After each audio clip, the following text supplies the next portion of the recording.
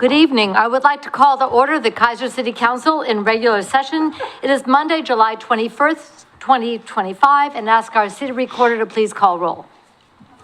Here. Councilor Kohler. Here. Councilor Cross. Here. Mayor Clark. Here. Council President Starr. Here. Councilor Christopher. Here. Councilor Duran. Here.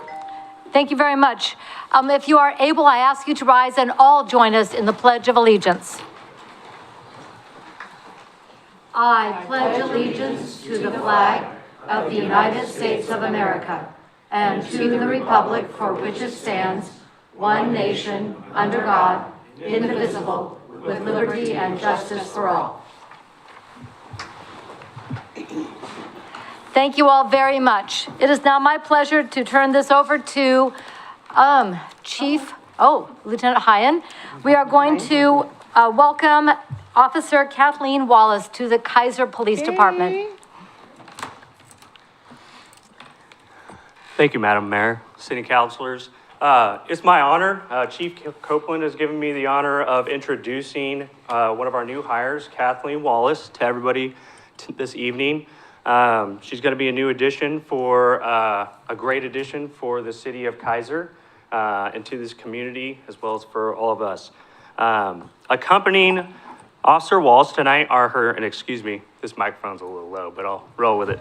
Accompanying Officer Wallace tonight are her father, Sam, sitting right over here, her mother, Sissy, Sue Cossum, sitting next to him, and her husband, Gannon, as well.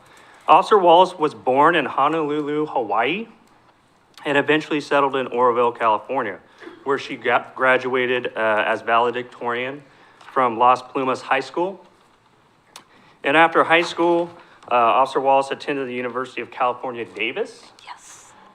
Right? Where she earned a BS in evolution, ecology, and biodiversity, along with 2 minors in anthropology and forensic entomology. After college, Officer Wallace faced a tough decision between pursuing a career in academics or law enforcement. She obviously made the right choice by choosing law enforcement. Before being hired as a police officer, she put herself through the Butte College Academy in 2019. Oregon is different in that you cannot attend the police academy until after being hired by a law enforcement agency. And Officer Wallace was actually hired by the Oroville Police Department while she was still in the police academy and began her career as a patrol officer. The Oroville Police Department quickly recognized her abilities, and within 2 years, she became an instructor in defensive tactics, impact weapons, and arrest and control. Again, Oroville saw her talent, and within 3 years, she became a canine handler and attended training to become a Gracie survival tactics instructor. She then advanced to a field training officer and completed several other trainings to further her career. With 5 years on the job, Officer Wallace was promoted to sergeant and led a patrol team. Fortunately enough for us, her husband Gannon began nursing school and they needed to relocate to Oregon, right? Great job. Officer Wallace could have worked for any other agency in the area, and we're super lucky that she applied with us and that she's here today. As Chief Copeland said when she was sworn in as an Oregon police officer, she will make the police department better and the community better. She has already proven to be a rock star who embodies all the attributes we look for in our officers. She's humble, helpful, empathetic, conscientious, and courageous. She may be small in stature, but seriously, don't mess with somebody who's a Gracie survival tactics instructor. Officer Wallace's immediate goals are to become the best officer she can be and to learn other disciplines. She eventually hopes to move into a more investigative role, such as becoming a detective. She is excited about how her career will develop here in Kaiser. When she's not at work, Officer Wallace enjoys the outdoors and has already explored several areas in Oregon. I know that in talking with her, most importantly, one of her interests is backpacking. Most importantly, she and Gannon are food enthusiasts and are always open to good recommendations. To sum it up, we're super fortunate to have the group of officers we do, and Officer Wallace adds to that group. And I'm super excited to see everything she can add, not only to the department, but the community as well. So now for the fun part. Her father, who's very supportive and proud of the profession she chose, has the honor of pinning Officer Wallace's badge to her uniform. This badge symbolizes her commitment to fairness, impartiality, transparency, righteousness, and her duty to serve and protect the community. So with that being said, Sam, could you come up and place the badge on your daughter's uniform?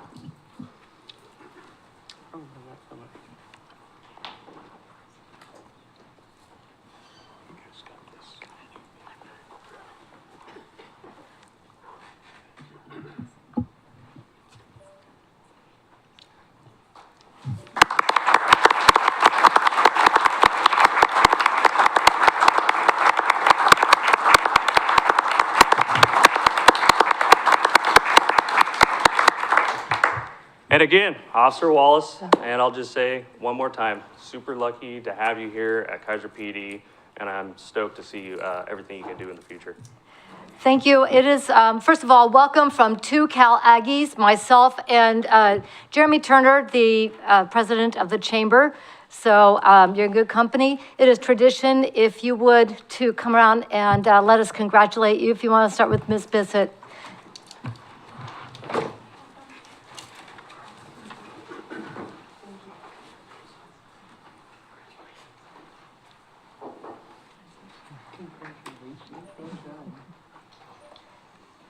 Congratulations, welcome. Congratulations, welcome. Thank you. Congratulations. Did you feel this? No.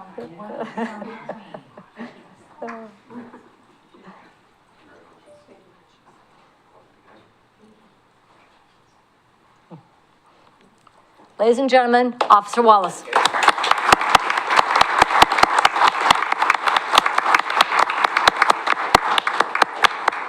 Stand right here and have your family come up with you. Oh, terrific. Chief?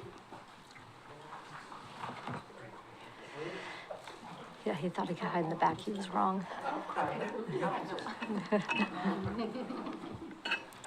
Always back row. Yeah, we usually put the towel in the middle, but, you know. Yeah. What do you do with him? All right, so say I'm glad to be in Kaiser. We're gonna say Kaiser. Thank you very much.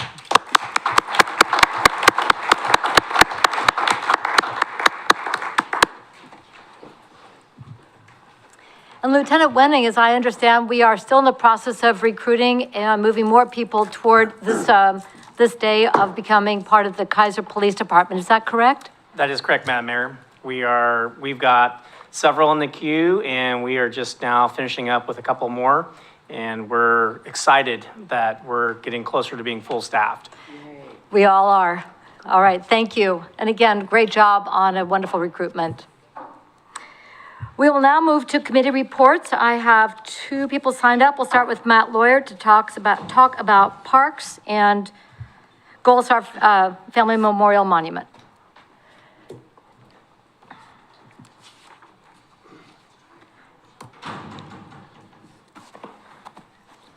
All right. Good evening, Madam Mayor, council, and staff. For the record, Matt Lawyer. Which would you like to talk about first, Gold Star or parks? Dealer's choice. Okay. Well, let's start off with the parks then. So July 8th, the Parks Board met in regular session.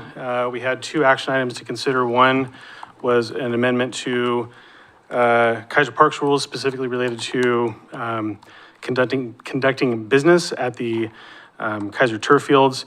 There was a slight recommendation of a change, which would include language to say individuals/groups must reserve the field. If I'm paraphrasing, I apologize if I get the language wrong on that, but that went forward and I think satisfies the concern brought forward by the management organization and city staff. And then we had a second discussion related to sort of the lights issue. And I'm going to say lights in quotes because it's actually more, in my opinion, an issue of the existing parks rules. which essentially say under section 28-43, Part A, hours generally, subject to the any exception noted below unless modified by the director, all parks shall be open 1/2 hour prior to sunrise to 1/2 hour after sunset, as determined by the U.S. Naval Observatory. And then there's language after that, this part of it. But section E2 and E3 are inconsistent with that relative to later hours of the year, where the sun is out past 9 o'clock and in some cases 9:30 later on in the summer. And section E2 and 3 basically say all programming games shall be completed by 9 p.m. and lighting shall be dimmed at 9 p.m. Artificial turf fields will close and the lights will be off at 9:30. And so that's sort of painted it into a corner where effectively they have to close by 9:30. So we've had some discussion about that in our June meeting. There was a recommendation to allow an extension to occur from Friday and Saturday evening that would basically extend the hours a little bit over the weekend, maintain the normal hours on Sunday, and then through Thursday. That came back to the Parks Board. And after a lot of discussion, the Parks Board came back with a recommendation of no change to the existing rules as they are. So I will take questions or comments if you have any on those particular issues right now. Thank you very much. Are there any questions on the Parks report? Okay, doesn't look like it. So I will say, just as an editorial comment, I've been on the Parks Board for almost a decade. This process felt weird. I think that we missed out on a really good opportunity to do what I think we do best, and that's to work with all impacted parties to sit down, have dialogue, and come back with what is a well fleshed out recommendation. In this case, I think the neighborhood had their opportunity to speak in June, and then the management organization had their opportunity to speak in July. And I think we probably could have just done this a little bit better, in my opinion. That's just based off of experience and some opportunities I've had to work through some pretty incredible, challenging conversations. And I think that it's unfortunate because in this case, I don't think either group is necessarily very happy. So that's just Matt Lawyer's own personal editorial comment on this. So moving forward, the last thing I want to say is, sometimes I don't always run successful meetings, and I got to say that I was probably more aggressive to Tara and Rebecca than was probably necessary. And a lot of that was just trying to manage the meeting, manage the people that are trying to talk. And I want to apologize publicly because I was not as kind to those two women that were here, really trying to do their best to represent their organization. And I'm a little embarrassed by that because I tend to really try to take everybody's position into account. And I just didn't do the best job that night. And so I have to own that. And one of them is my neighbor. And that kind of sucks. You don't want to have a neighbor mad at you, but they deserve their opportunity to speak on behalf of their organization, and they did. But I could have been a little bit nicer and ran a little better meeting, so I'm going to own that. So moving on to fun stuff.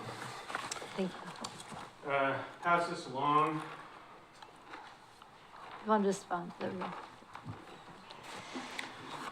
So I'm going to do a quick 2-minute on the Kaiser Growth Star Family Memorial Monument. What you'll see before you is the draft final design. Really exciting. I think that the group has done a really good job of trying to bring together things that are meaningful to the community, meaningful to the Gold Star families that we have. I want to point out something that was just accidentally really awesome, and that is under sacrifice, you'll see the Soldier's Cross and the folded flag being passed on. The Soldier's Cross was something we stumbled across in conversations as we were trying to define what we wanted to put on this, and I found the artist on Facebook. I reached out and said, hey, we want to use this, what do you think? He's like, sure, that would be great. And I'm also going to do the folded flag. So both of these were items that were drawn by him and donated to this. He's from Connecticut. So it's super cool that this is reaching all the way across the country. Very excited to have this in sort of a draft final mode. It's with Woody Williams right now determining the final cost, and from what I understand, we're right within our final cost. We're not putting a lot of color into it on purpose because this will probably get spray painted, and when you have color engraving and it's spray painted, it's super hard to clean, so we're trying to keep the cost of maintenance down. The second document you have here is kind of where we're at in terms of the actual monument itself, okay? So the monument cost is $57,331.12. There was a down payment issued on this monument on July 1st for $29,670.29. The account balance is actually representative of what still exists in the Woody Williams account, which means that the organization still has $9,042.58. So we only owe $18,618.25 on this monument. So that will actually, if we get that 18,000, basically what I understand is as soon as we get that, there are 3 pieces of granite sitting in the continental United States right now. If we can get that, it puts us to the front of the line, meaning they will start working on our stuff. So it's a very good thing if we can make that happen, and it maybe puts us back on track to have it done this calendar year. And so I've had some really good conversations with Mr. Brown.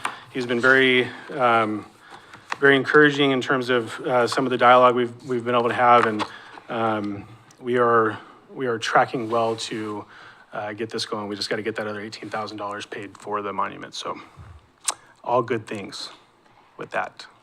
So the $18,000 would then come from the Oregon Parks and Recreation Veterans and War Memorial Grant? I Is think that that's correct? between Adam and the Public Works Director on how they want to do that. I could assume that's a way to do it, but I'm not going to assume their business and state how that ought to happen. Mr. Brown? Is that eligible? Yeah, well, yes, we can certainly come up with the down payment. It was kind of structured so that the $60,000 was a local money range, but the local money contribution to it. But we have some other donated services that are coming. Some, I don't recall if we have the material confirmed, some of the equipment that was a potential donation. But with, if those things come through, then we could be right on par with being fully funded. So we need to get estimates on the other pieces of the work. Yep. So Well, it's thank looking you. good. Any, I have one comment. This design is exquisite. Yeah. I think it's moving, it's personal, it's honoring, and I think it will truly honor the families that we intend to honor. At least that's how I read it. I am not a Gold Star family member, but I hope that this communicates to our Gold Star families the love and honor that we want to communicate. So thank you. Comments or questions, council? All right. If I can make one comment, I just want to thank you all. You guys collectively up there probably raised close to $20,000, if not more. And I'm grateful as somebody that had the opportunity to work on this project, to watch this council come together in such a great way to do this dispassionately with a lot of passion. I guess that doesn't make any sense, but it was just awesome. All the events that were held, the smiles and the opportunity for people to come together that probably weren't ever in the same room together was really, really good. And so I just want to say thank you to you all, congratulate you all. This is 100% a reflection of the leadership you guys have chosen to take on this, and we're there. So I just want to thank you all personally very much for it, so. Well, thank you, and we're all looking forward to getting this thing built. All right, thank you so much. Robin Barney for Community Diversity Engagement Committee.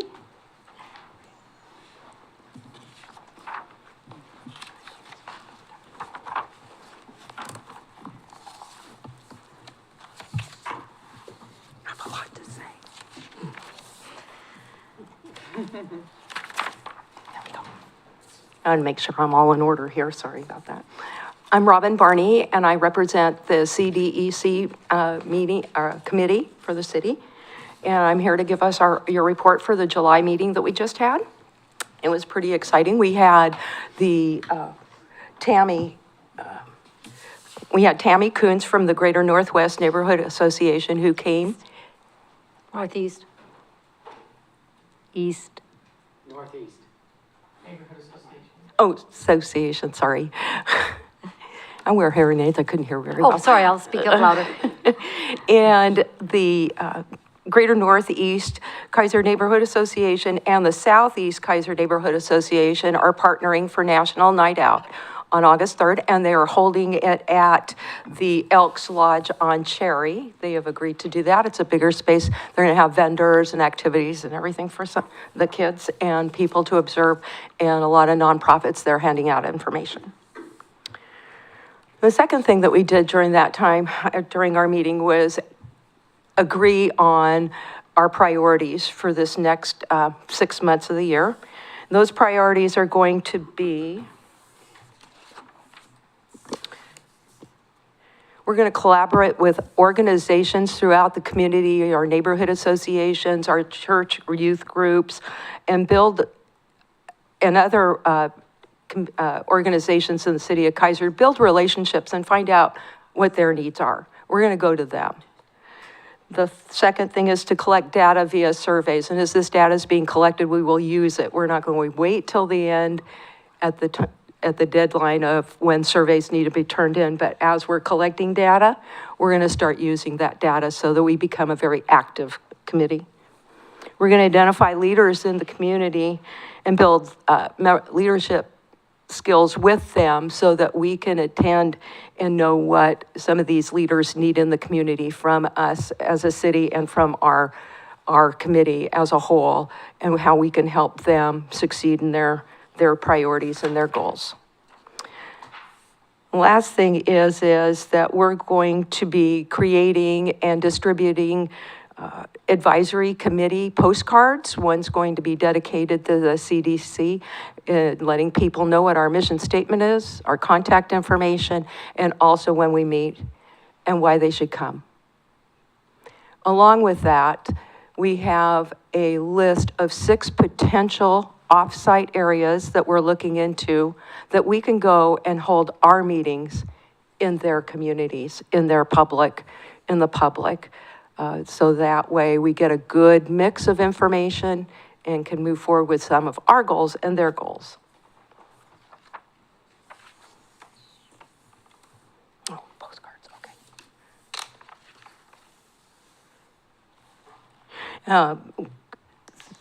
The next thing that we had discussed, and the fourth item, is the CDC is put together a new process regarding the proclamations that happen. We are bringing the names of the people that we have asked to accept the proclamations to the committee, make sure they're the right fit and the right person to be accepting the proclamation. It is simply is this the right person for this particular topic to be accepting this award? And we are also asking for a brief on what they may say during that time period, and reminding them that they have a place on the agenda for comments and opinion at a later time on your agenda. And I'm open to questions. Thank you very much. Appreciate the work that you all are doing and the thoughtfulness. I do have one question, I guess more of a comment. So on the proclamations, one of the things that has been accompanying the proclamation itself is the presentation, which is designed to be educational, both on by subject matter experts such as for domestic violence awareness, we have the DA come and so forth. So as you're putting together your parameters, think about the educational opportunities in the community for us to learn more about what the words on that document may mean. And I do want to, I just want to make it clear that the receiving of the proclamation is ceremonial. That is to demonstrate that we are collaborating to raise the awareness of this particular issue to the community as a whole, so. And Madam Mayor, what we're stressing to them is to let council know what they've done and where they're going. Sounds good, thank you. Councilor Christopher? Robin, great report. Thank you so much. I appreciate it. I was wondering on the postcard that you're going to give out that talks about CDEC, are you also going to mention all of the other citizen advisory board committees. I know we have, I want to say 3, we may have more than that, positions open right now. And so, and I don't, well, I'm always recruiting. So at our paint party on Saturday, I was talking with almost all the volunteers that were there about where they could fit in for one of the citizen advisory committees. But I think it would be really great if you could incorporate the names of those, like you've got parks, you've got planning, you've got traffic safety, you've got KPAC, who am I forgetting? Anyway, you've got a number of committees that are all driven by citizens advising city council. They do the heavy lifting, they bring their recommendations to us, and we go from there. So if you could add that to that postcard, I think that would be really helpful to let folks know how they can get involved with their city. I apologize, Councilor Christopher. We are devising actually 2. Oh. And the second one will be, both will be very committee or city oriented. So we'll have the CDC one, and then we're going to also do one for the city that lists all of the committees, Great. when their times are, and who to get a hold of to Great. join. Good job. Thank you very much. Any other questions for Ms. Barney? Thank you so much. Oh, thank you very much for having me. Appreciate it. You bet, anytime. Is there anyone else here for a committee report that I might have missed? Or neighborhood association? Okay. We will then go to public comment. This time is provided for citizens to address the council on any matters other than those on the agenda scheduled for public hearing. We have one public hearing scheduled for this evening, which is an ordinance declaring a lien against property located at 981 Cater Court North, Kaiser, Oregon. So if you're here for that, please stand by. Before we go to spoken comment, I would like to acknowledge for the record written comment from Kimberly O'Kelly, resident of Kaiser, opposition to chicken fast food restaurant near McLeod and Lock Haven. So this email is acknowledged for the record, and there we go. So I have 3 people signed up for public comment, and I think they're all related to item 9A, which is relating to the park regulations for the hours of operation. Because I think you all referenced about the same thing on your sign-in, so I'm just go in no particular order, which means Rhonda, you drew the first up straw. So Rhonda Rich, and then after her will be Kay Kloss.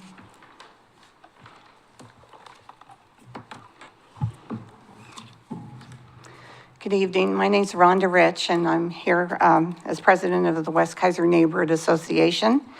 And I'm wanted to address, as you mentioned, the ordinance under administrative action.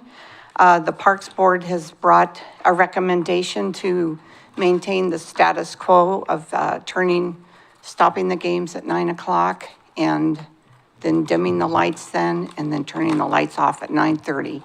And we've been talking about this since last summer. The lights really give the message to the people to stop the noise. That's what the issue is with the neighborhood. And as you know, the Neighborhood Association has been in support of the turf fields. I mean, we were approached back in 2022 when Commissioner Willis came before one of our board meetings, and Matt Lawyer was there too. I just wanted to read a little bit out of the board meeting minutes on September 2nd, 2021. WICNA board favored putting a field up closer to Chemawa rather than south of the Big Toy. Expanded parking in Kaiser Rapids Park was seen as a must to avoid people parking in the Tate neighborhood just east of Kaiser Rapids Park. There is no easy exit from that small neighborhood without turning around in someone's driveway. The issue of field lighting also arose. Commissioner Willis said the plan is to add lights, but they would be on an auto turn off and games should be finished by 8 p.m. or so. Given that the city rule is park closure by dusk, it was acknowledged that the rule would have to be amended. So I know that that was not a promise, and it would have to come before the city of Kaiser, but that was our understanding, that the lighting would be off, and the lighting, like I said, has not been an issue. It's been very, very focused lighting. So back last year, we it was brought before, when the turf fields were just starting up. It was discussed as to what the hours would be for the turf fields there. So we testified, I went around to everybody on Tate Avenue, both sections of Tate, talked to about half the people were home, and all wanted the 9 o'clock, and 9 o'clock game's done, 9:30 game, everybody's out of the park. So, so there are some people here to testify about that tonight. We had some discussion previously about maybe going to 10 on Friday, Saturdays in a certain part of the year. But after talking to the neighbors, we are going to withdraw that. We want the time to end, the games to end at 9, because they do impact the neighborhood. There's noise. The reason for the lights was so that the community fields can be open during the winter, not later in the summer. And these people enjoy their backyards and have their windows open.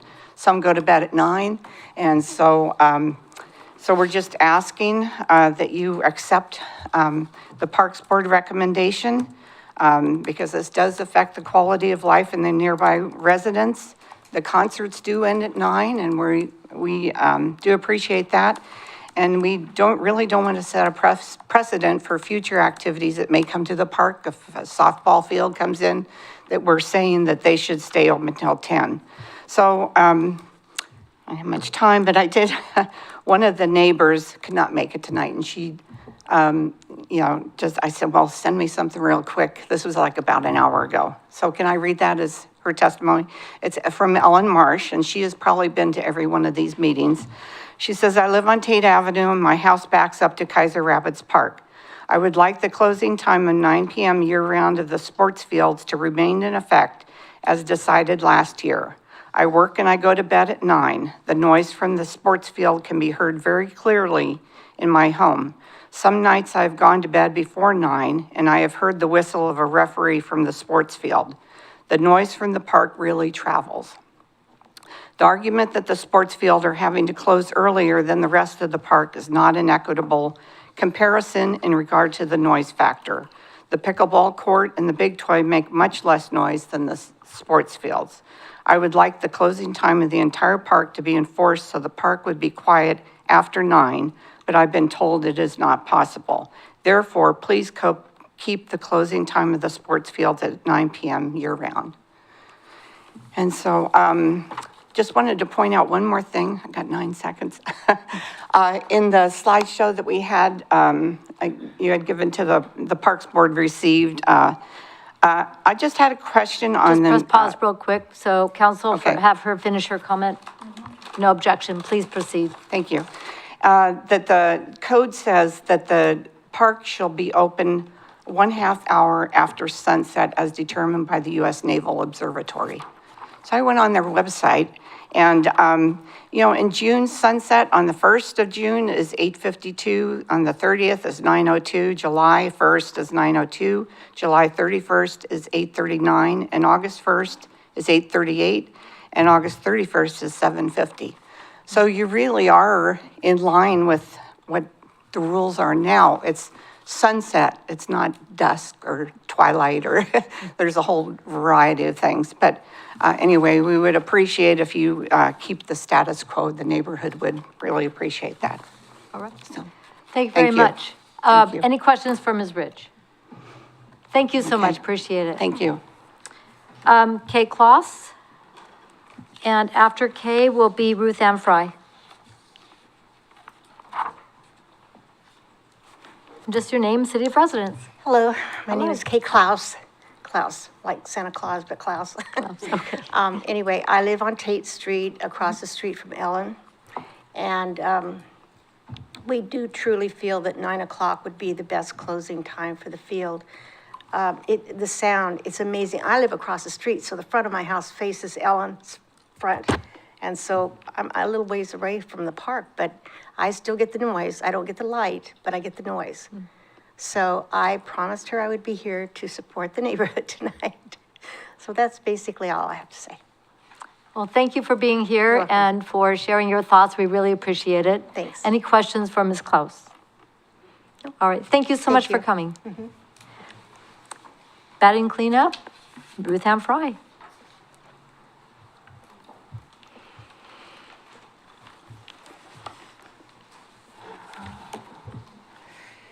I just want to say how grateful I am to Robert Johnson and his crew and the police department that keep us safe. And I appreciate that greatly. I've lived on the park for about 12 years, and I'm going to do a little historic recap. I love the park very much and very grateful for it. When I moved in, there was a filbert orchard, and it was inhabited by squirrels and deer and stellar jays, and they gave shade to our backyard. It blocked the wind, and it was a great sound buffer. But of course, they were removed. The original plan, I think, had 75-foot buffer between the houses and the park, and it got reduced to 25. We adjusted to that. The field most recently used to be inhabited by a great blue heron, a bird called kite, which goes up, it hovers, and then it dives down, gets its prey, and then goes back up, and red-tailed hawks, eagles, and osprey. And they didn't used to mow very often, but twice a year, I think, and now they're doing it more often, so the birds aren't out there like they used to be, just noticing. My experience in the park is even though that there's a leash law, there's a tremendous amount of dogs that are off leash. And a few are on leash, but I've experienced being bit on the ankles. A St. Bernard bit me on the hip once. I had a tumor in my neck and I had a fracture. And so I had, what would you call it, Labradors and German Shepherds jump on my chest. So it's just, and I can see them coming and they have that look in their eye like they're going to greet you. And the owner goes, oh, they don't jump. Well, they do. There used to be mostly bikes, skateboards, roller skaters, scooters, runners, and walkers. And now there's an increased amount of e-bikes, electric scooters, electric trikes, mini bikes, and occasionally motorcycles. What? I have a bird's eye view of the park, and it's pretty entertaining. I do have a friend that's been disabled by a stroke, and she rides an e-bike, but she does like 3 miles an hour, if that, to get to the workout center, and she works out there. I like the picnic areas. It's really fun to watch the families play. They use the adjacent play fields for softball and soccer with their families. The volleyballers and the pickleballs make small to moderate noise, more so when they use boom boxes to jazz up their entertainment.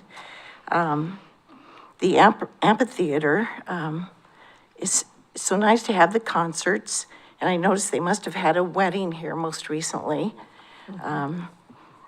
As far as that goes, it's nice when it turns off at 9 because the noise is indiscriminate. You can't tell what they're saying, and it's mostly the bass that comes through. So the AstroTurf fields, I love the jovial yelling and excitement, the whistles, and the rooting for the teams. I like to hear people having fun, and especially with families and friends. But they too incorporate boom boxes with their entertainment. It revs up the players, but it creates a greater intensity to the noise factor. So finally, I would just say I would really appreciate it and prefer it when the park noise, if it would quiet down at 9 o'clock. So if the lights go off at 9 and the turf fields are closed at 9:30, I find that it would give an excellent balance of public activity and homeowner harmony. So just letting you know how the field has evolved. It's been fun watching it, and I appreciate it. So thank you. Well, thank you. I love that, that evolution of harmony. That's very well said. Oh, thank you. Thank you. I'm going to put a pin in your comment about e-bikes, et cetera. I'm going to go to our city manager to ask if we can start looking into that. But does anybody else have any questions for Ms. Fry? Councilor Kohler. Thank you, Madam Mayor. How often do you really see these games going past 9 o'clock now? Well, there's been times, like, I go to bed sometimes at 8 o'clock, 8:30, mostly because I have a blood cancer, so I get exhausted, and I've seen the games go into 9:45 with the lights still on and the team still playing. That was in the dark, you know. I guess my question is, how often are you seeing that occur? How I often? mean, once a week or once every other week? More often in the fall, in the winter, and spring. That's hard for me to say because in the summer with the higher temperatures, they're not out there much. Right now, like last week, there was hardly any games being played at all. Sometimes there's no games out there at all and the lights are still on the field. So I would say regularly they will dim the lights at 9, but maybe once, let me think about that. Maybe 3 or 4 times in a month. It'll be longer than that. It'll go past the time, the cutoff time. Thank you very much. Just like the amphitheater does the same thing. Sometimes they're still playing music at 9:30. It doesn't always stop at 9. Got to get that encore in, but I know what you mean. Yeah. When you're up close and personal, it's interesting. It's fun to listen to. Yeah. Any other questions for Ms. Fry? Thank you so much. Oh, did you have a question? Okay. Thank you so much. Really appreciate it. Okay, you're welcome. Thank you. I do want to, Mr. Brown, Mr. Lawyer, do our parks regulations deal with these new emerging e-bike, e-scooter, EEE usage in our parks? Not specifically, no, they do not. The rules were created before e-bikes became a thing. May I recommend, and I know Mr. Lawyer has left, but that we ask the Parks Board and the staff to work on updating our rules to deal with the time, manner, and place for the use of these electrified mobility devices. And that would then go to Councilor Parsons. Does that work for you as our park liaison to have that conversation? Okay. We're gonna have to modernize. Okay. Councilor Christopher. Mayor, I totally agree, 100%. Speaking, my husband, who is an avid motorcycler, just got off a 4,000-mile trip, and he said, I cannot believe there's not more regulation on these e-bikes. They're basically little motorcycles. They go 40 to 50 miles an hour now. They started out a lot slower, but everybody wants to continue to improve. And so you see them in our bike lanes, and they can be going 40 miles an hour. And if you get hit by one of those, you're going to know they were going 40 miles an hour. And the same is true of that 12-foot path in the park. So I really think it's time to take a look at that and make some decisions. Yeah. So thank you. I agree, Mayor. Thank you very much. And unfortunately, some of them also use the sidewalk. So I've almost been run down on the sidewalk by electrified devices. Yeah, they're like on the right, and I'm just hoping I don't get hit, because that's a real thrill. Councilor Parsons, and then Councilor Kohler. Thank you, Madam Mayor. I thought on bicycles, whether they're regular bicycles or not bicycles, if you were going faster on the sidewalk than the pedestrian was walking, you shouldn't be on the sidewalk. Is that right? That should ever be on the sidewalk. Well, I know, but isn't that a thing, a rule or something? So if there is a bicycle lane adjacent to the sidewalk, the bicyclists, electric and otherwise, have to use the bicycle lane. If not, then they can use the sidewalk. However, they cannot traverse faster than an ordinary walk, which is about 2 to 3 miles per hour. That's what I thought. Thank you. Appreciate that clarification. And yes, I get passed on the sidewalk on Chemawa where there are beautiful bike lanes. So. And she's a fast walker. I do walk fast, but not that fast. Councilor Kohler. Thank you, Madam Mayor. Some of that was already answered. Some of my questions have been answered, but Lieutenant Warning, there are areas that there are no bike paths where should our bicyclists be in that kind of instance? Is there any regulations on that? And I understand in January, there was some new regulations recognizing some of the higher capability, speed in some of the e-bikes. Does any of that really, the laws really apply to what happens in our parks? I'm not familiar with the laws that you're referring to that happened in January. I'd have to look that up. So I am not familiar with if it applies to our parks. I think we, as a city, can define outside of Oregon Revised Statute what goes on in our parks. Outside of that, there are, lots of rules on bicycles, and even if there's no sidewalk or shoulder or bicycle lane, there are specific laws that you have to share the road with cyclists and give them a certain amount of width when passing and or not passing, depending upon the situation. Thank you. All right, thank you very much.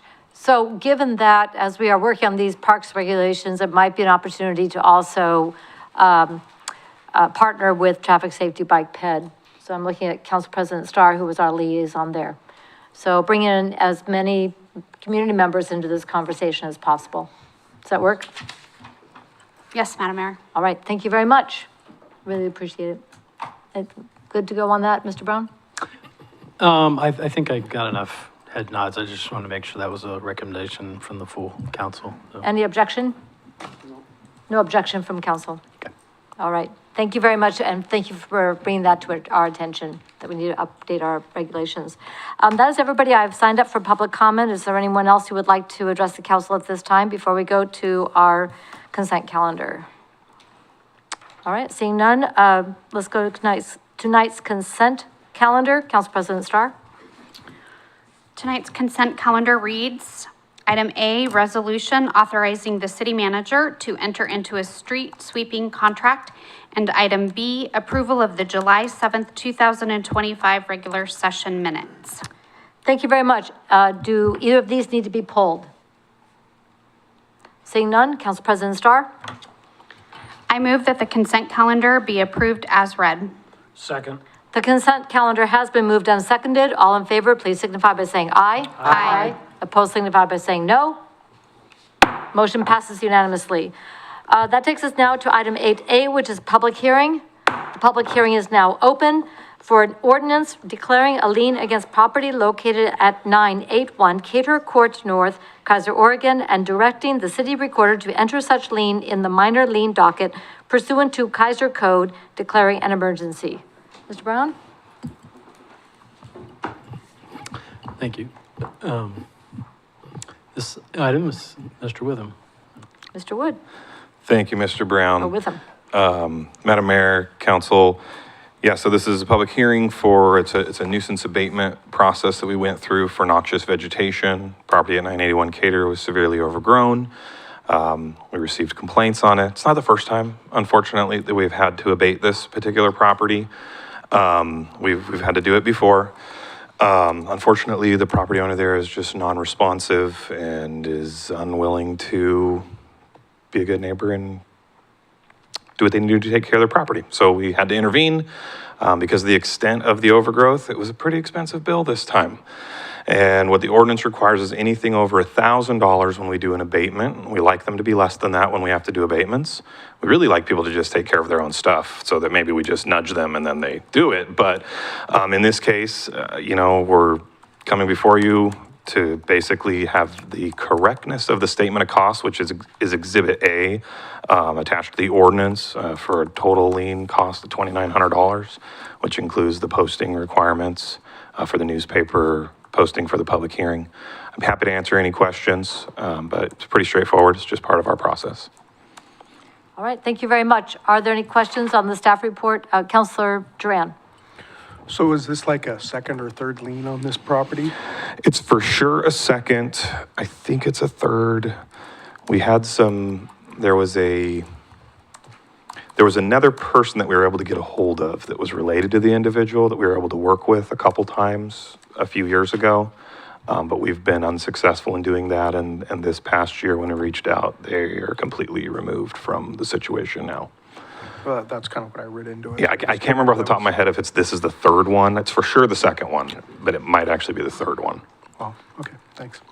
All right, thank you. Council President Starr?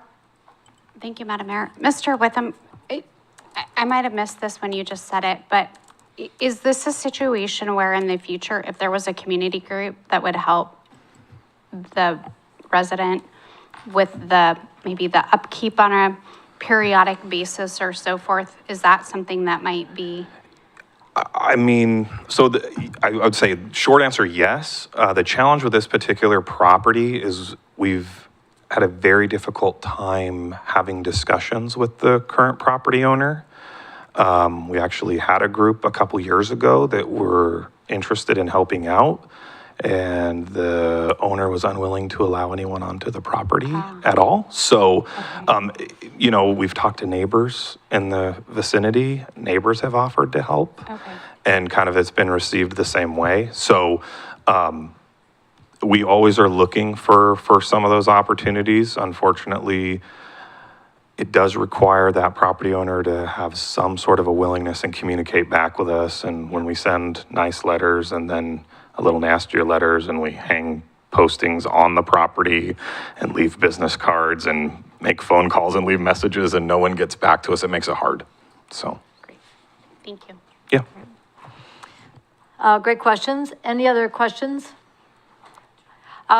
We do not have anybody signed up to testify in this public hearing. Is there anyone here who would like to address the council under this public hearing? If you would like to, come on down.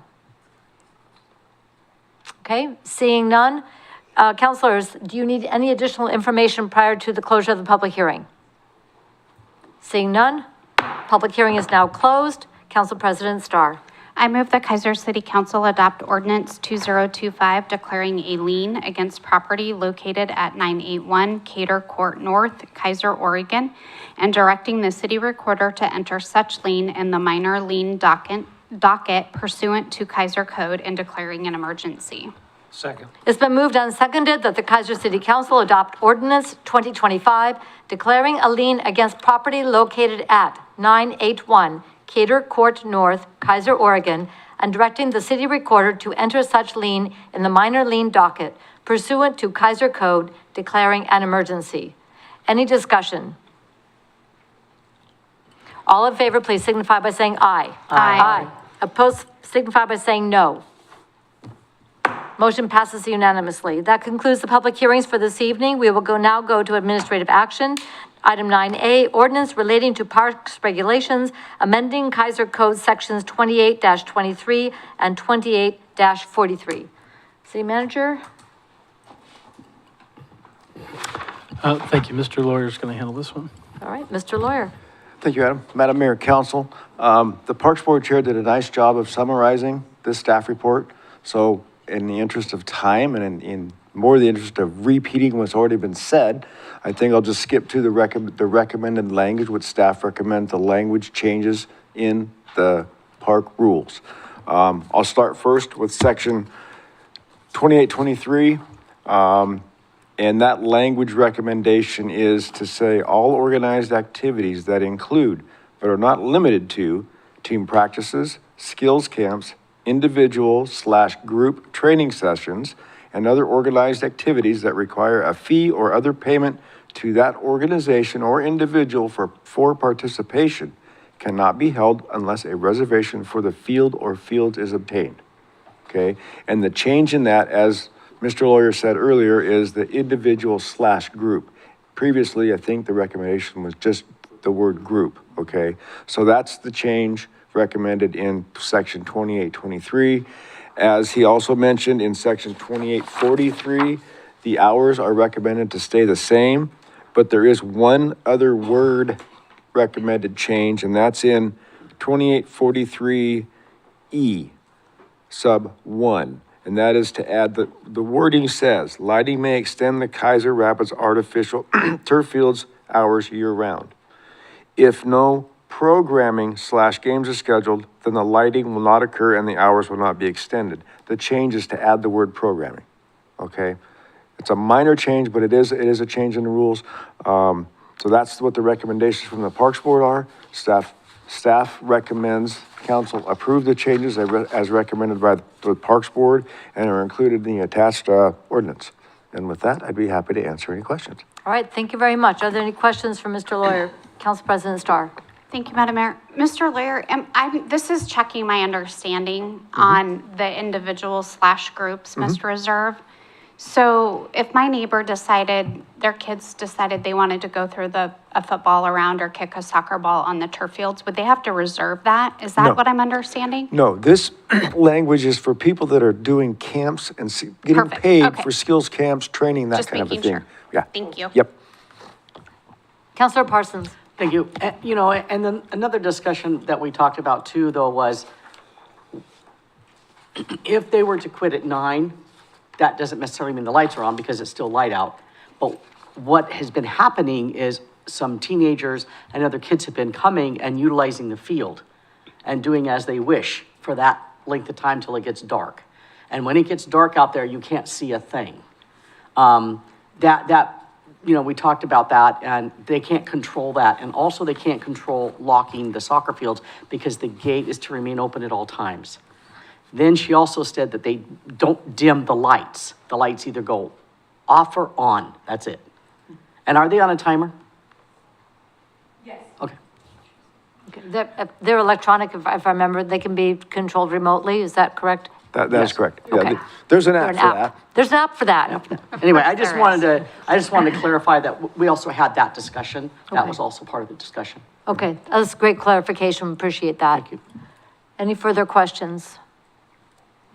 Councilor Kohler. Thank you, Madam Mayor. Mr. Lawyer, if we felt that we should, I mean, could we discuss that and say maybe we should have that be 9:30 instead of 9? Well, like it currently is? I would say the council has the opportunity to change the rules as they see fit or leave them as they are. So I'm not sure I fully understand your question, Councilor Kohler, in terms of the time. Follow up? Thank you. I attended a good portion of the Parks Board meeting, and there was quite a bit of discussion about when the play should be terminated and that type of thing. There was some pretty good discussion about whether that should be 9 or 9:30 or whether it should, and the Parks Board said, my feeling is that they said, look, this is a hot potato, we don't want to mess with it, just leave it like it is. So we would have an option to make it 9:30 if we desired to do that. Yes, sir. Or 10, or 11, or whatever the council decides. And I'm not advocating for that, don't get me wrong. But my point is, the council has the ability, as they see fit, to amend the rules if so desired. Make it 9:30, or whatever you deem is the best choice. Okay. Good, good? No, I have a question. I mean, I want to say. Yeah, no, I'm making sure that Councilor Kohler doesn't have another you follow-up. I may follow up a little later, but enough for now. With just one more? I have just one. Okay, we'll go to Councilor Parsons with just one more. So the Parks Board actually took a couple of different votes on this. The first vote was for the 9:30, and it was a 4-4 split. So that's why I think they went back, because then they could get everybody just say, okay, fine, let's just leave it how it is. And I think that's how it wound up after an hour and a half discussion. Okay. Okay, I just wanted to clarify that too. Thank you very much. Now one more? Okay. Councilor Kohler, Just one more? just one more. Part of the reason that I asked the question is how often does that occur is because I don't think it really happens very often. So if we had a big group or a big tournament or something that was going on, and it wouldn't be something that would happen all the time, but I'd hate to have something get cut short just because, oh, we're getting pretty close to 9 o'clock, we can't go 10 minutes after that. So the discussion at the Parks Board kind of made me think, maybe we should consider 9:30. I have a follow-up question on that. If there were a special event, would that not be an event permit, which then would have, be able to go farther with public notice to community members? Yes, I will answer that with a yes. A special event would be like a concert or a dance or a, no. No, tournaments don't No, have- a tournament is not, in my view, a special event. It is a scheduled time for the use of the fields, okay? So that's why I'm expressing, in my view, a special event. Maybe it's a big family reunion, maybe it's a wedding, maybe it's something other than a sporting activity. That's how I would deem a special event.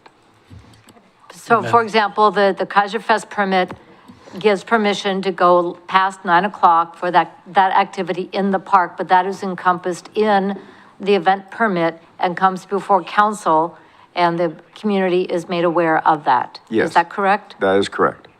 Thank you. The difference with the turf fields is we have an agreement to manage the facility, okay? So we have to bring that into the mix as well, but it could be a special event permit given to the city or provided to the city, and then we would then work with the management group to make sure that that event fits with their schedule and what they've got already reserved, that kind of a thing. But other than that, yes, it's up to the council and the rules set by the council for any special event that is brought forward on a permit basis. Thank you. Madam Mayor. I'm gonna go, Mr. Brown, then to Council President Starr. Thank you. So, and I don't think all of our special events require council permission unless they're, need a waiver, like we do have a special event planned out there, I think in August, for a dance or a large church group that wants to go till 9. And so, and when we talked with working with the West Kaiser neighborhood, they acknowledged that we understand there'll be special events here and there, and we're okay with that. This was many discussions ago. But, so I just wanted to make sure that was clear that the special events are special, not the norm. And but they do go through a permitting process. So I guess to follow up that, if the special event was asking for a waiver of the rules, then it would come for consideration. Is that correct? Because the dance is going to 9 o'clock. That's within our current rules. So there would be no reason to come to council. No, the dance is going till 10. Oh. Yeah. Good time. Yeah, Okay. I'm looking back for confirmation, yeah. Okay. I did not know that. So again, but that would be an exceptional Okay. time, not the norm. So So and they have to go certainly through not- a whole event planning process to be permitted for those one-time uses. Yeah. Okay, thank you. Council President Starr. Thank you, Madam Mayor. Mr. Lawyer, is there anywhere in city policy or any of the rules that prohibits a tournament from applying for a special event permit? Not that I'm aware of. If a tournament wanted to run until 11 o'clock, that would be a special event, but just a standard tournament operation would not necessarily require a special event permit. Does that answer your question?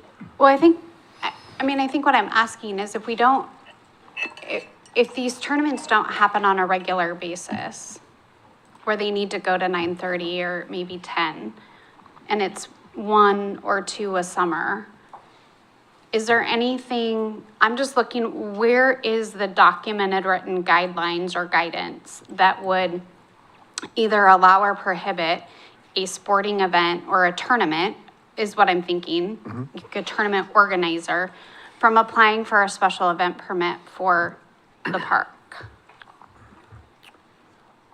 That's a very good question. I don't really know how to answer because we've not faced that yet. What I would say one option would be for if we know, if the, excuse me, if the managers of the field know the tournament has a need or a desire to go till 10 o'clock, then I would think they might want to come to council and ask for a waiver of the rule for that day only, not necessarily a special event permit. Perfect, Okay. thank you. Mr. Lindsay? And I could just add, because you have on page 42 of your packet, one instance where the rules can be sought by permit to be extended is events after closing time. And so that right there just shows, in that particular instance, if somebody wants to stay just after closing time, but not necessarily exceed our decibel levels for our, sound or whatever, then they can apply for a permit just through the director at that. So there are sort of cutouts for various types of extensions. Okay, that would be section 28-43 sub C for folks who are following along at home. Thank you for Madam Mayor. reminding us. Mr. Lawyer. Thank you, Madam Mayor. Also, as Mr. Lindsay was speaking, I looked into my rules that I have in front of me, had second page under covered up, and, excuse me, section 2843 sub E 5 says city council may extend these hours for special events. So there is a built-in to the rules currently, the opportunity for the council to extend the hours. It says special event, but it wouldn't necessarily be a special event permit. That's what I was going for. Thank you. You bet. Yep, Okay, it's thank in you. there. All right, anything further? Counselor Duran. So I don't remember who it was. Somebody said that the turf field's gates cannot be closed or not locked. Is that, They're not locked, no. why aren't they locked when it's hours that people shouldn't be in there? Mr. Lawyer? It was quickly discovered that locking the gate does nothing. It's an invitation. Everybody jumps the fence, from Well- adults to kids. Well, I mean, And at so that point, in an effort they're to, doing something illegal and they should be cited. So it's the same thing with, why isn't there a gate at that park entrance? Because people go down there, start bonfires, and sit there all night, and the police don't do anything until somebody calls them. So, that would be another instance that we've had a problem with people doing cookies in the parking lot, ruining our parking lot striping. And there should have been gates put up there. So that was something I was gonna bring to, to talk about in the future. But just because people do it doesn't mean we shouldn't, find a way to stop them from doing it. Just allowing them to go in there and ruin our very expensive turf, to me, just doesn't seem like a good plan. So I think we ought to discuss that at some point, because just leaving the gate open for them to do what they want to do isn't really a sign saying you should not be here. Mr. Lawyer? we are certainly trying to balance the facility open to the public versus reservation only. And there's a fair amount of time when there are no reservations on those fields that they, in my opinion, should be open for the public. Locking the gate has no control of open to the public or not open to the public, because they just jump the fence, young and old alike. Doesn't matter, they just jump the fence. And so operationally, the decision was made working with Rebecca and Tara and the management folks that might as well just leave the gate open, because you're damaging the fence by jumping it, for one. You're opening up people for injury, another jumping the fence, and it really just served no purpose. It didn't do any good. And so, again, this is all part of trying to balance open for the public use, which it should be, against reservation times and how to find that common ground in the middle that works for everyone. I understand your concern, and I don't disagree, but operationally and functionally, what we found is it doesn't work trying to close the gate. It just seems to me that because people do it is not an answer that I see is worth doing. With the park's closed, the gate should be locked. I mean, that's how I feel. They shouldn't be allowed to go in there and do something that they shouldn't be doing. The park's closed at dusk, and that's an expensive facility, and it should be locked and then opened up at, in the morning when it's available for play. But we can discuss it later. Well, no, I was about to say, that is something that's not addressed in the current discussion, the rules change that we're discussing here. What I would like to do is two things. One is follow up on this conversation, because we now have something that two things that we didn't have before.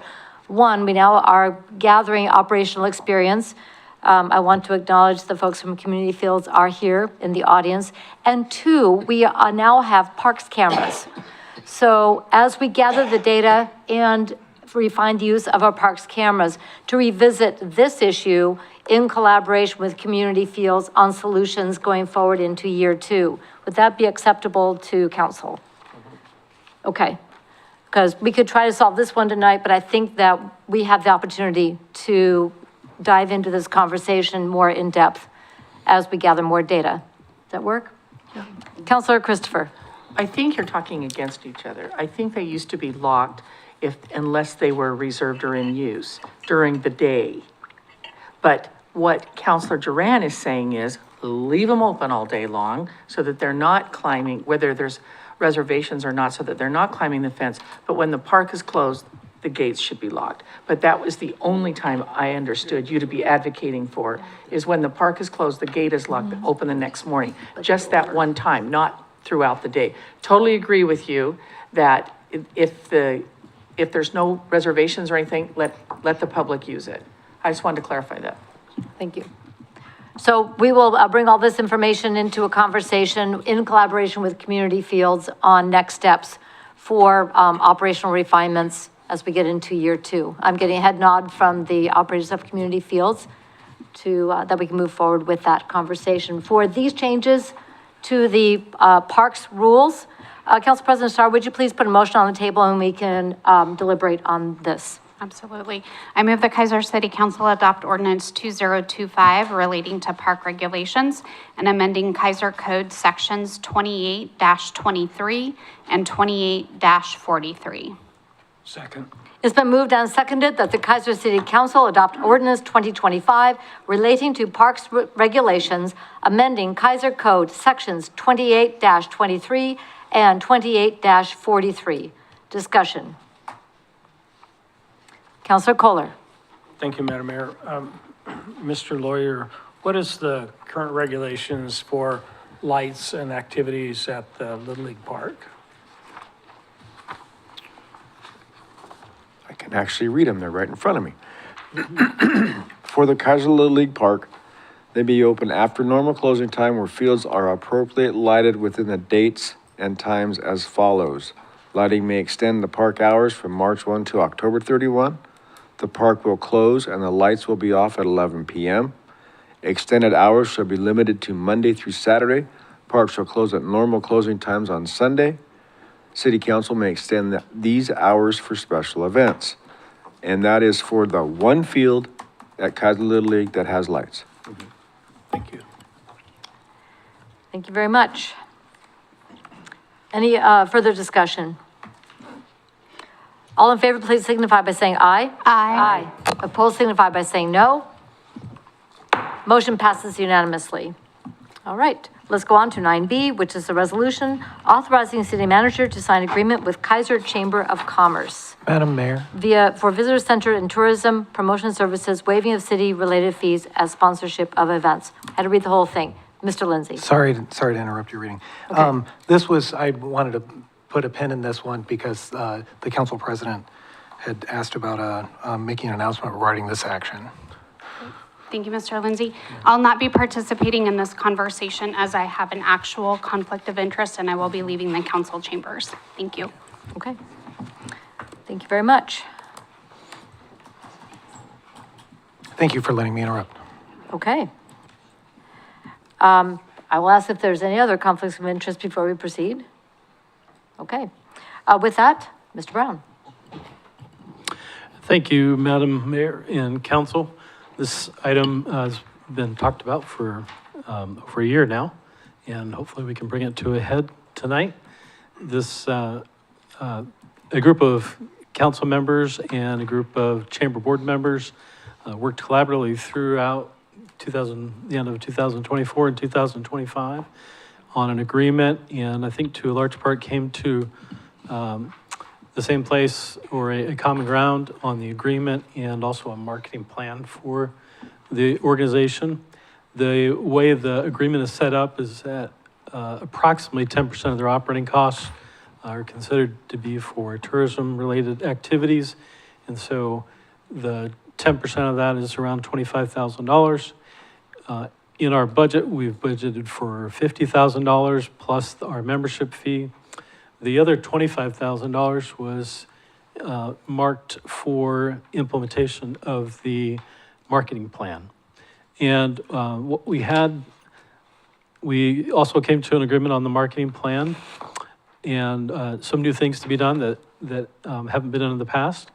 What the last piece to put together was a comfortableness of how many metrics to use and between the chamber and the council to be accountable to our council and budget committee for the budget dollars used, and also to respect also the Chamber of Commerce's time in carrying out their normal business functions. So we came up with a set of 7 metrics that I'll just go over briefly. Web hits, including search engine optimization results between tourism and other regular chamber business. The usage data specifically for the play, stay, and eat guide for soccer and baseball tournaments, which I believe is up on their website now. So that's very exciting to be able to use. And then that way for people coming to our sports facilities, like we just talked about, we've got a resource for them to spend their money while they're in town. So that's the hope. Report on 2 different events per year using a product called Placer AI through Travel Salem, where they can get usage data of the facility, where people are coming from the facility and where they're going to after they leave. It's a great system. And so we'll be able to get events, reports on 2 events per year for that. The social media activity, again, differentiating between tourism and regular chamber business. Information on reach, frequency, and the value of work done in radio and other radio stations as available. And number 6 is a recap of various achievements relative to the chamber's business plan objectives. And then the last one would be biannual income and expense reports, including budget to actual results and relative to the monies received by the city council. So I hope, and I was able to meet with Jonathan Thompson from the chamber, and we have with him here the chair of the Chamber of Commerce, Mr. Jeremy Turner, also available. But I feel good about the place we're at. Feel like we came up with a happy medium of being accountable without being paralyzed by our analysis. So the recommendation is that you pass the agreement and action plan or marketing plan. With that, I'm happy to entertain questions. All right, thank you very much. I want to acknowledge that the board president, Jeremy Turner, Jonathan, what's your position? Simply a board member. Board member, Jonathan Thompson, and the board treasurer, Marla Bunn, are all here with us tonight in case we need to ask them any questions. I also want to acknowledge and thank the chamber for inviting us into this conversation to put into writing a professional agreement between these two, the city and the Chamber of Commerce, which is a common practice between cities and chambers across the nation. So appreciate all the work and the thought that's gone into that. If it takes a little extra time to get it right, it takes a little extra time to get it right. I also want to acknowledge Councilor Duran and Councilor Cross for joining me on behalf of the city and our city manager, Adam Brown, in these conversations so that we could work through the different parts of these conversations. So thank you all very much. Questions? Councilor Christopher. I'd like to invite them down because I'd like to hear how they feel about the process and the agreement.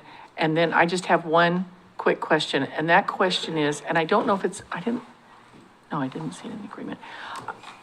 Early on when we were distributing city council liaison positions, I think I talked with you, Jonathan, but it could have been Jeremy, I forget.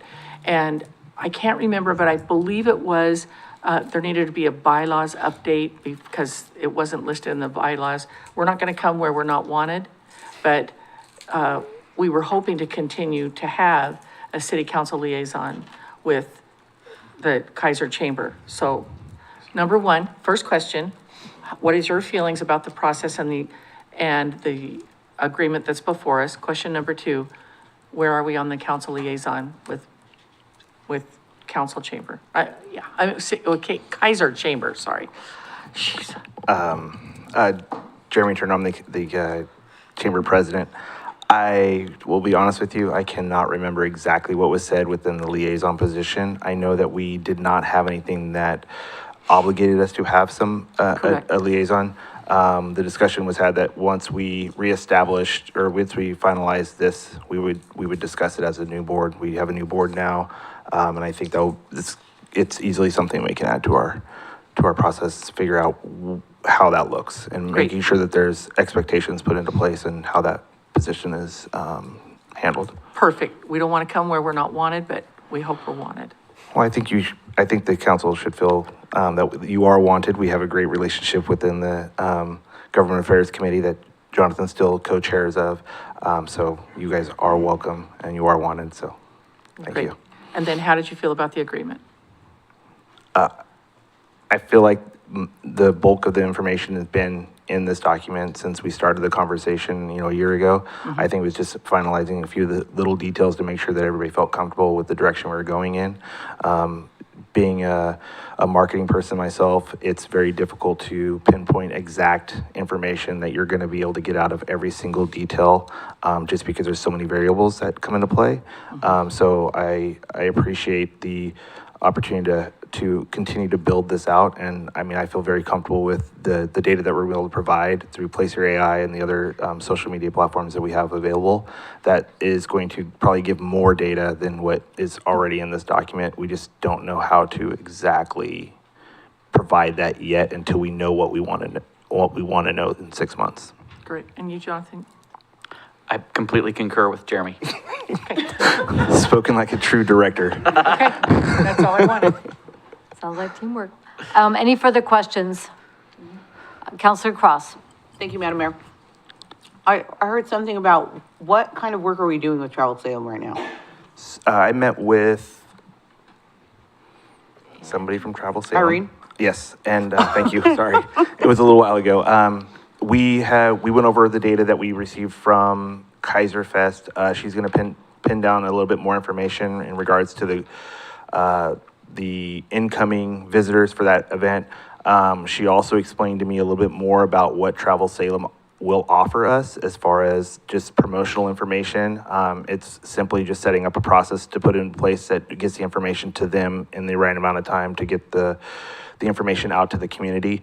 That is going to incorporate both all the stuff that we can get from the city as well as the stuff that we're doing at the chamber to draw in an audience.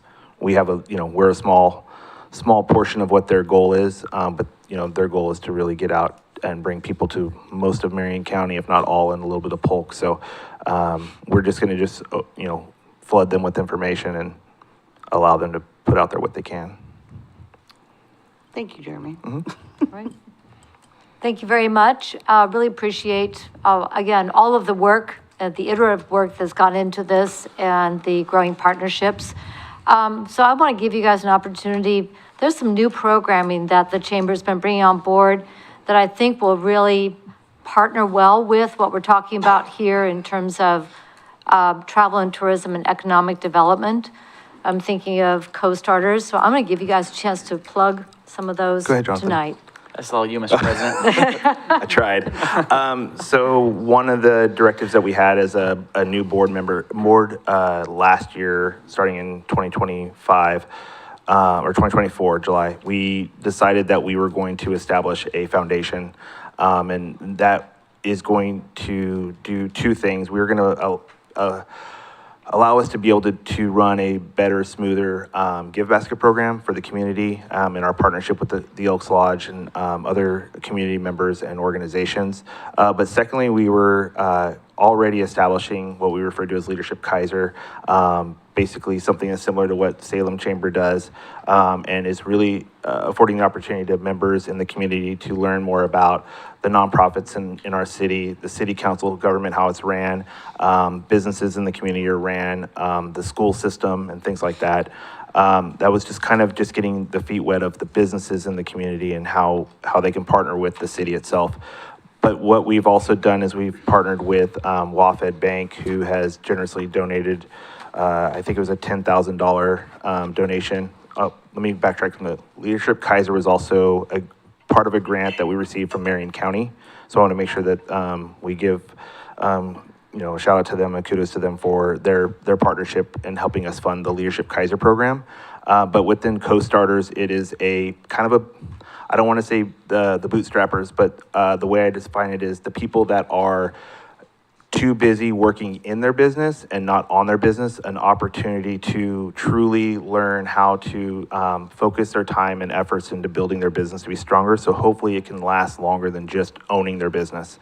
And so that's usually those businesses between 1 and 3 years. But because of the relationship we have built with WaFd Bank and their funding, we were able to offer that as a $75 commitment to non-members and $50 commitment to members. I am a firm believer that if they don't have a little bit of skin in the game, they're just not going to commit. And so we could have done it for free, but I think that just shows a little bit of commitment. I think we have six members, or maybe I think it's 5 or 6 members that are, I mean, I don't even say members, 5 or 6 businesses that have already gone through 1 week. It's a 10-week program, and tomorrow is their second one. I wish we would had a plan to do a full survey after every one, but I know that we're checking in with them at least every 3rd or 4th meeting, and they are really excited to learn. I mean, the kickoff went extremely well, and Tammy Levin is our leader in that, and she is more excited about this program than I've seen her about any other program that we've started. Did you get all that? Sounds good to me, sir. Thank you. Thank you for sharing all of that and the work that the members, the board has put together to offer something like this, which is an unbelievable deal especially for new businesses. So that and the other programming that the Chamber's offering, congratulations. Thank you for your hard work. And we wish you all the best. Anybody have additional questions for Jeremy or Jonathan? All right, you can get off the hot seat if you would like. Thank you. All right.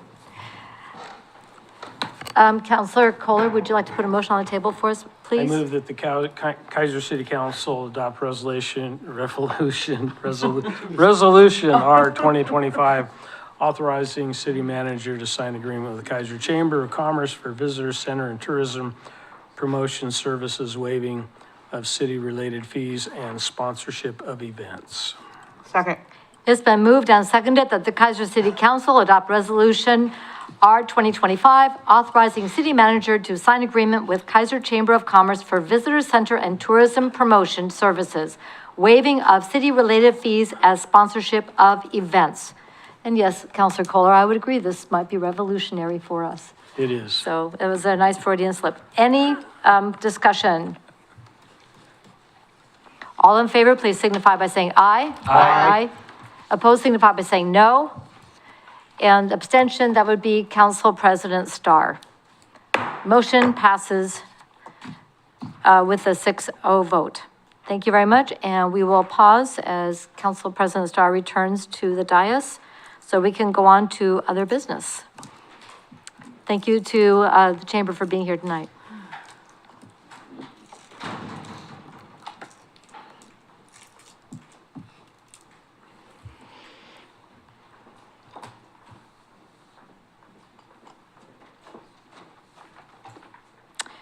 Okay, we will now go on to other business. This time is provided to allow the mayor, city council members, or staff an opportunity to bring new or old matters before the council that are not on tonight's agenda. City manager, does the staff have anything under other business? I don't have anything under other business, but I am glad that under last item you mentioned the group that's been working with the chamber, Councilor Duran Cross and yourself, because I didn't mention that in my report. And you all drove that conversation for a better part of a year. So I just came up and added the metrics with Jonathan the last moment. But so thank you all for that work on that, but no other staff business. All right, thank you very much. I do have an item I would like to bring up under other business, and I will need to be absent on August 4th, and we've now learned that we will very likely be having an executive session.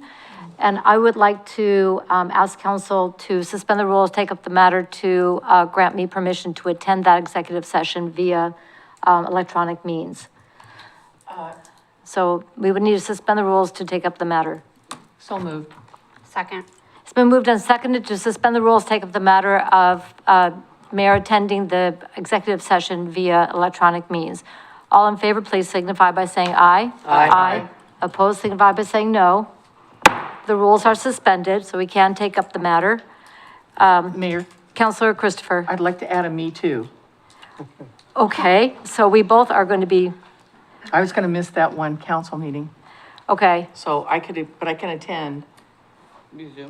via Zoom. I might be on an airplane, but. Yeah, my flight's not until the next morning. Mr. Brown, with two of us looking like we will be absent for August 4th, do you want to try to do this by Zoom? Here we go. Let's go ahead and have the discussion about making this, taking this action. And then, Mr. Brown, we will leave it to you and the staff members to determine if August 4th would work, or if you want to put this to another date, either, because we did cancel the 11th. I don't want to add a meeting if we don't have to, but we will if we have to. So we do have an open date, should we need to push it out a week. So I want to offer that option as well. Oh, that's a great idea. What do you think, Mr. Brown? Yeah, that's an option. We may or may not need it. It also, the potential is, it might be okay on the 18th. Okay. Also, so. So what I would ask council to do is give permission for Councilor Christopher and myself to attend by Zoom should it be necessary. And then staff will get back to us with the actual notifications and scheduling for the executive session. Would that be acceptable to council? Councilor Cross. Thank you, Madam Mayor. Question, is that for the whole council meeting or just executive session? I'm only asking for executive session. Councilor Christopher, do you want to attend the whole meeting or just the executive session? I don't know. We don't know everything that's going to be on there. No, we don't. I guess I'd say the whole meeting and the executive session, just to be safe, because I don't know what I don't know. That's a good point. So let's do that for both of us, if that would be acceptable. Thank you for that clarification. I appreciate it. All right, so I need a motion to approve Councilor Christopher and Mayor to attend the council meetings and possible executive session via electronic means on August 4th, 2025. So moved. Second. It's been moved and seconded. Any further discussion? All in favor, please signify by saying aye. Aye. Opposed, signify by saying no. Motion passes unanimously. Thank you very much. Councilor Christopher. So Mayor, could we get a sense of, just so that Adam would have this information, should staff make a decision to move the August 4th City Council meeting to August 11th because there's no work session planned, how many people would be available for that August 11th? Is there a problem for anybody attending on? Is there? You're out? So two are out, okay. We got two out, so, Just keep it electronic. Okay, let's Okay. keep it electronic. or push to the 18th. Yeah, Okay. one of the two. All right, so the 11th isn't going to work. All right, good to know. Any other business this evening? Okay, then let's go to staff updates, and we'll start with Mr. Cleaver. No updates. All right, Mr. Brown, Nothing else. Mr. Wood. Nothing here either. All right, Ms. Bissett? Nothing tonight, Mayor. Oh, I don't think so. I think that there's something very exciting that happened in your department with Ms. Wilson. Oh, yeah. Would you please allow us to share in her achievement, or celebrate her achievement? Yes, thank you. Our Deputy City Recorder, Dawn Wilson, just earned her Certified Municipal Clerk certification. So it takes many years to achieve that, and she just did last week. Very, very excited for her. Well, please extend our deep congratulations and also her perseverance in getting that completed in such rapid order. So, congratulations. Lieutenant Wenning. No updates. Okay. Blast Barbecue is still on for the end of August? Yes, Madam Mayor. All right. Everybody mark your calendars for that. Mr. Lawyer. Nothing tonight. Thank you, Madam Mayor. All right. Thank you very much. Mr. Witham. Nothing tonight. Mr. Lindsay. I want to keep with the good of the order. Nothing tonight. We're doing a business as usual. We have been getting questions on the Claggett Creek Boardwalk and wetland restoration, so I really want to thank staff for getting that information onto social media. That made it so easy for us to share. So, answers a lot of questions. People see, oh my gosh, you're building something. Yes, it's called wetlands. All right, thank you very much for that. Then let's go to, I know normally I would start on that end, but you know, I really want to start with Councilor Parsons because I still have the blue paint on my hand. Councilor Parsons, the big toy. Well, thank you. I painted red and had white all over me, so there you go. Yes, we had 37 people show up on Saturday to help us paint the big toy, give it a facelift, and a lot of youth came. I was very excited to see them come, and a lot of people came just because they heard about it and wanted to be a part of the community. So I'm hoping we got some permanent volunteers out of the whole thing. There are pictures on Facebook, I think on Lori Christopher's page, my page, and Mayor Clark's page, showing some of the finished products that we did. But there's still going to be a paint party part 2, and that's going to be, mark your calendar, September 13th. We have murals to paint, we have a couple second coats and touch-ups, but it shouldn't take more than that day, again, hopefully, and that's weather permitting. But I really want to thank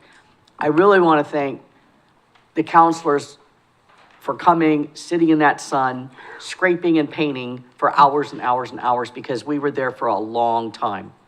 Beth Melody was fantastic. She's like the paint guru of everything. She knows how to mix every color paint in the world, and she kind of directed everybody with their colors and said, here, go paint. So it was amazing.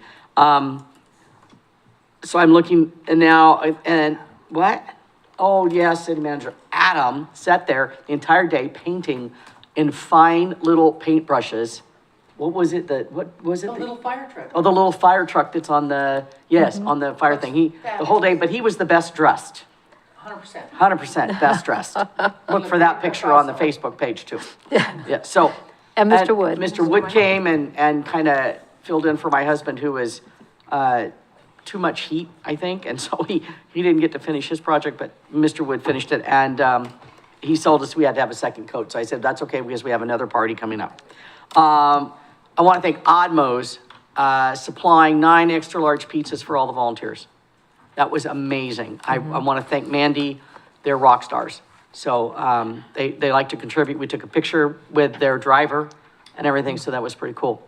And we provided sodas and water, and I think that was it. So it was very successful. It's beautiful. If you get an opportunity to just go by there, just to walk, you will see how bright some of those things are now that were very dull. The irises were yellow, they are now white, the background. So it's just, everything just pops really nice. So I can't thank people enough for helping on that.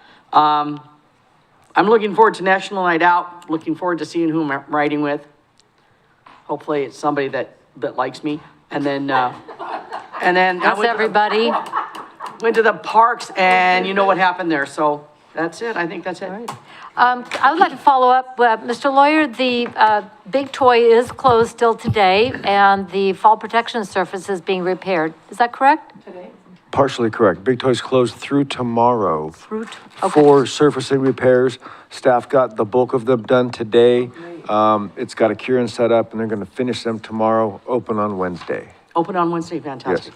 Yes. Open on Wednesday. All right. So everybody be patient. Do not jump that fence. Let the surface cure. All right. Thank you so much. And again, great job organizing all of this for the big toy, the 10-year refurb. Could I go next? Because I wanted to add to that. You want a partner? Oh, I'm going to go Mr. Lawyer, actually. He's got his hand up. Thank you, Madam Mayor. On the topic of the big toy, pickets are still available for sale. Personalized engraved pickets are still available for sale, $50 each until the end of the month. We'll place the order after the end of the month. So if you have a loved one, a grandchild, a kid, anybody that you want to recognize with an engraved picket at the big toy, you can get on our website and click the link and fill out the form, pay the fee, and we'll get them ordered. So it is on the website, Bill? They don't have to call? No, It's on the you website? can do it through the website, yes. Okay, thank you. Fantastic. Okay, Counselor Kohler, shall we let Counselor Christopher Well, piggyback? how long will you take? Less than 5 minutes. Okay. All right, Counselor Christopher. Thank you so much. I just wanted to piggyback with Counselor Parsons. You know, I've known Marlene for decades, and there's no better project manager than Marlene Parsons. All you have to do is tell her there's a need and get out of the way. And that is the same thing that happened on Saturday. Marlene had it organized, and her partner, Beth Mellandy, who was our paint master 10 years ago, did an exceptional job of making sure we had all the paint, mix the paint. Literally, the volunteers would show up. She'd say, here's what we've got to do. What's your level of comfort? Hand them a Solo cup with paint in it, send them with a brush, bye. I want to shout out so those two were invaluable to that project, invaluable. I always thought that my jam was the intersection of art and history. That's where I love to be. That's where I'm most comfortable. But what I learned on Saturday is a close second to that is that intersection of art and parks. And that's where we were all on Saturday. That was a 9:30 to 4:30 job. It was hot as the hubs of hell. And I want to specifically call out the mayor and Colleen Bush, Kaiser Fire Board member. Those two had probably the worst job in the park. They painted the stern wheeler, which was very close to the ground. The mayor did the water for the ducks, which she practically had to lay down to do it in the blazing sun. And they both did an outstanding job. So I want to give them publicly kudos. I want to congratulate and thank We the People who painted the fire truck. That's Rhonda Rich from West Kaiser Neighborhood Association, Jen Benavides from the Kaiser Chamber. There were many more. Laura Reed. And her grandkids. I knew they were her grandkids because she was using her grandkid mother voice. I want to call out Bob and Counselor Kohler. They did the blue kiosk, the welcome kiosk. They worked in the heat on a ladder. And that had to be 5 hours of them doing that. The Guptill clan showed up and did a little bit of everything. And that's what the Guptill clan does. And the McNary artists, and yes, I did recruit. Tim Wood's talented daughter, Rachel, and her buddy Cassidy, I immediately recruited them to try to be on KPAC. They're both interested, and I'm expecting you, Tim, to follow up with them and get those applications in. Thank you. And so on the 13th, here's what's left to be done. If you're listening and you are art or art adjacent, I want to count out, also, there is a really special attraction in the big toy that is called Dad's Blue Ford Truck.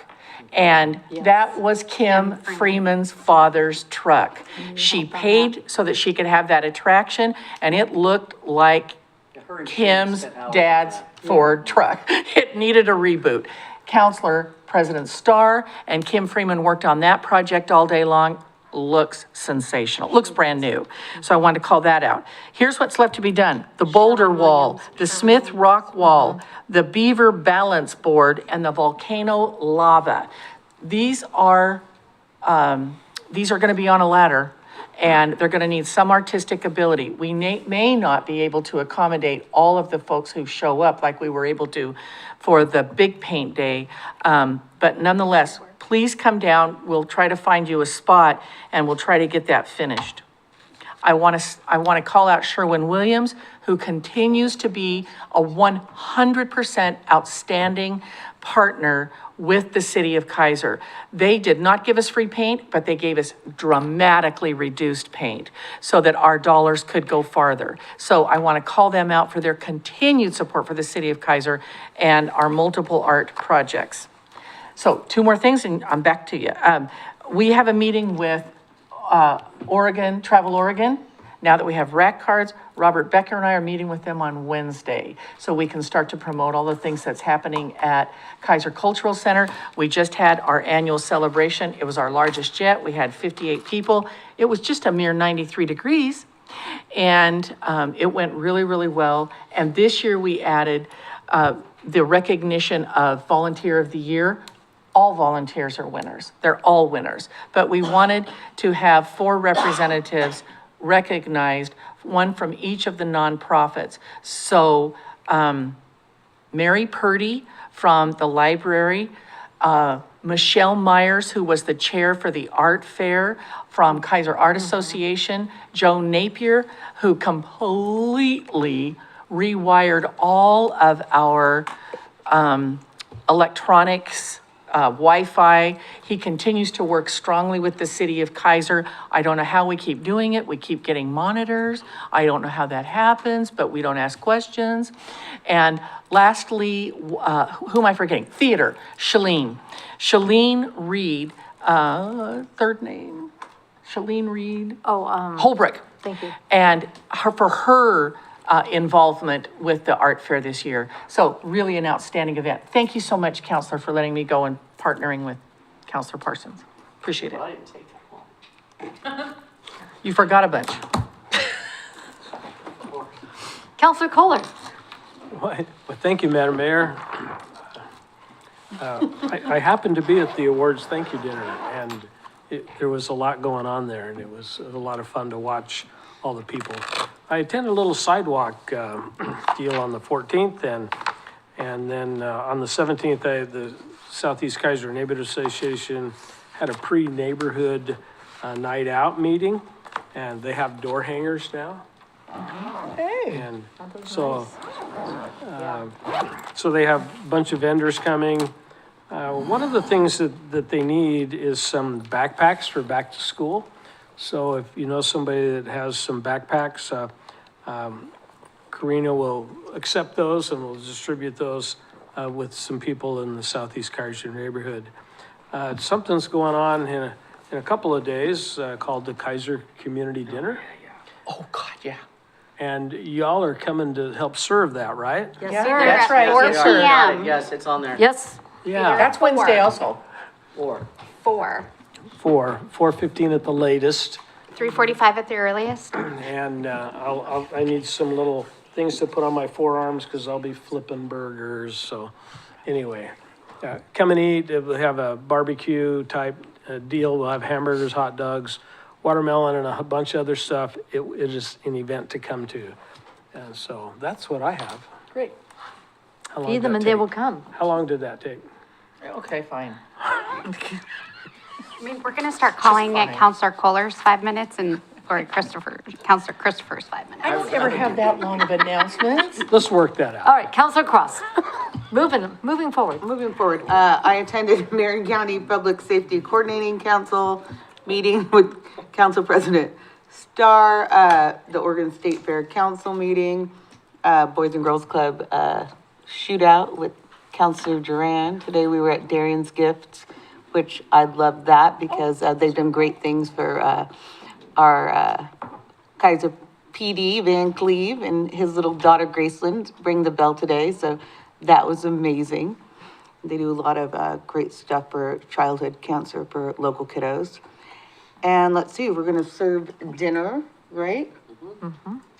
And let's see, oh, and then we, Council President Starr and I went to Ironman and rooted all our Salem and Kaiserites. And we were happy to watch Salem Fire Chief David Gerboth cross the finish line this week. Mm-hmm. Just competing in that, hats off, seriously. Council President Starr. Thank you, Madam Mayor. attended the chamber luncheon and the board swearing in and volunteer appreciation on the 8th. Counselor Cross mentioned the Public Safety Coordinating Council meeting. Lots of good stuff is happening.